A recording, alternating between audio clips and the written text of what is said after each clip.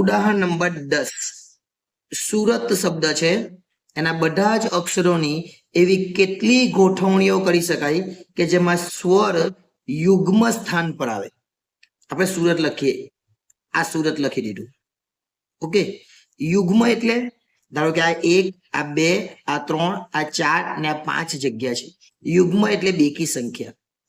એટલે આ જે મેં બેકી સંખ્યા લખી 2 અને 4, ત્યાં સ્વર આવવો જોઈએ. સ્વર કેટલા છે?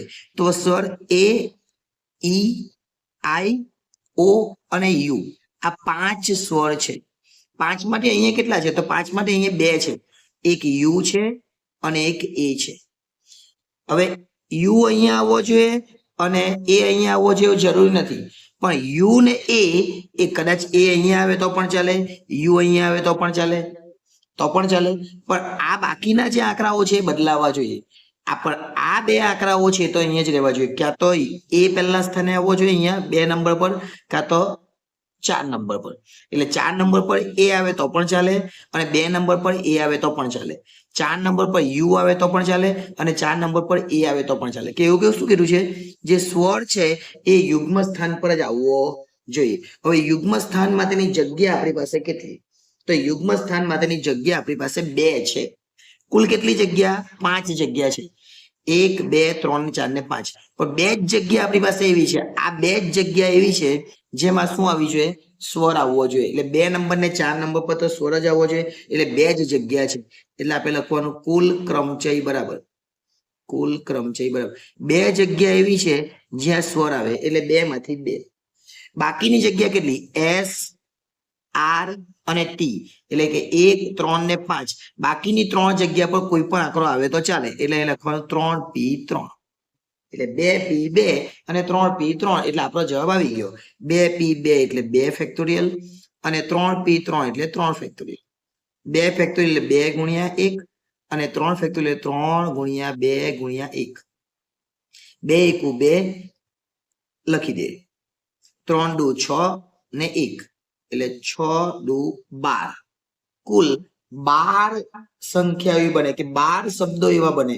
આ જે 12 શબ્દો છે એવા બને જેની અંદર 2 નંબર પર યુ આવે અથવા એ આવે. એટલે કે 6 આંકડા બને.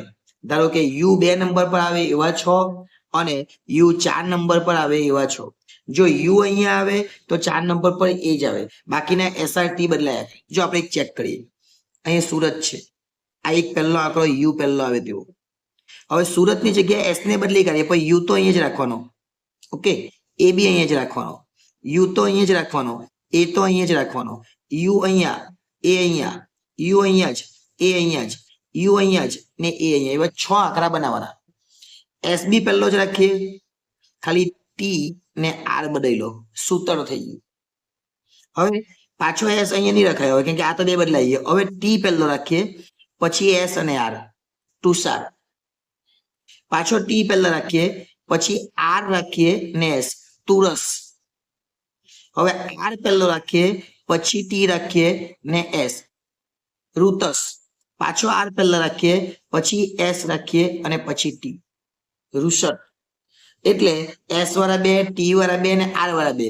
પણ તમે બધામાં જુઓ કે યુ બીજા નંબર પર જ છે, એ ચોથા નંબર પર જ છે. હવે શું કરવાનું? એ ને બીજા નંબર પર લેવાનો અને યુ ને ચોથા નંબર પર. બાકીના બધી વસ્તુ સેમ છે. ખાલી અહીંયા એ આવી જાય, અહીંયા યુ, અહીંયા એ, અહીંયા યુ, અહીંયા એ, અહીંયા યુ. એટલે આ 6 અને એ ને યુ ની જગ્યા બદલી કાઢે એ 6. એટલે કુલ કેટલી થઈ જાય? 12 થઈ જાય. પણ આપણે આ નથી લખવાનું, આપણે તો આટલું જ લખવાનું છે. ખાલી પ્રેક્ટિકલ તમને ખબર પડે કે આવા શબ્દો બને એટલા માટે આ દાખલો બતાવ્યો. જો વિડીયો ગમ્યો હોય તો લાઈક કરી દેજો ને ચેનલને સબસ્ક્રાઇબ કરવાની બાકી તો એ પણ કરી લેજો. આભાર.